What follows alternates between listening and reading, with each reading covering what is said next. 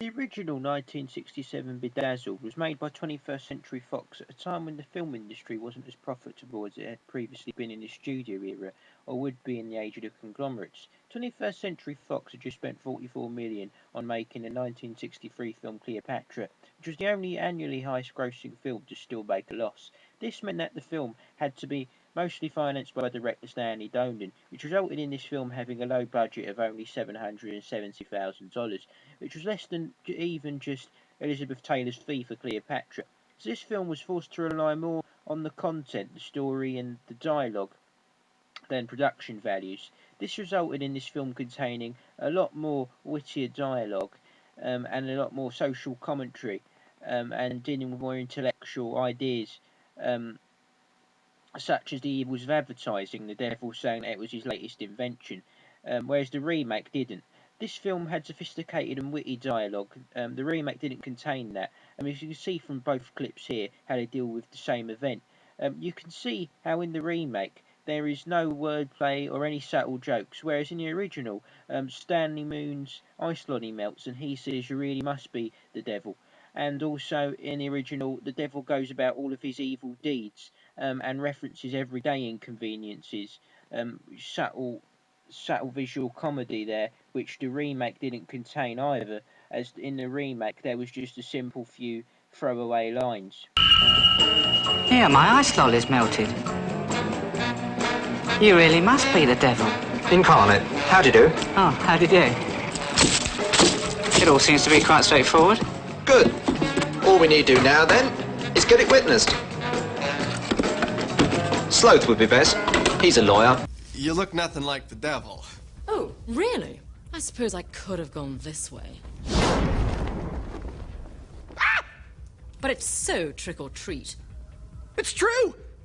You really are the devil!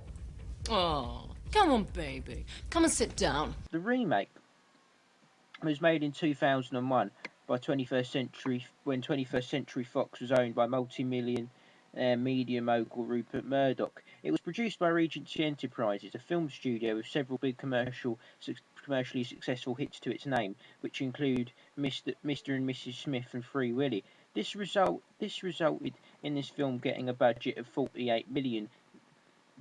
This film was under more pressure to turn a profit than the original. They therefore got more experienced comedy director and writer Harold Ramis to direct this, and recruited stars Brendan Fraser, who was hot off his success in The Mummy, and sex symbol Elizabeth Hurley, still hot off her success in Austin Powers.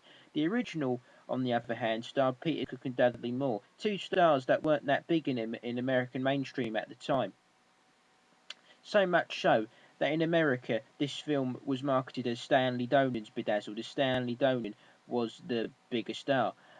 This meant that Cook and Moore got more creative control and there was less pressure to turn a profit. It was more of a labour of love, which they knew wouldn't find mainstream success, as a lot of the material was very critical of religion. And for example, at one point the devil points to a vicar and says he's one of ours. This film would never really be a hit in a country whose main religion is Christianity.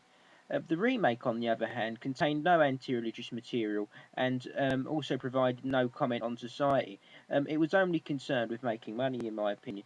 It used classical set pieces such as a happy ending and other set pieces that have been proven successful with a mainstream audiences. Among those being the use of special effects, like in this clip here, you see the blatant overuse of CGI to depict hell, where the devil appears as a giant, and there's massive flames around Brendan Fraser. This wasn't in the original, and I feel they've done this just simply to attract an audience.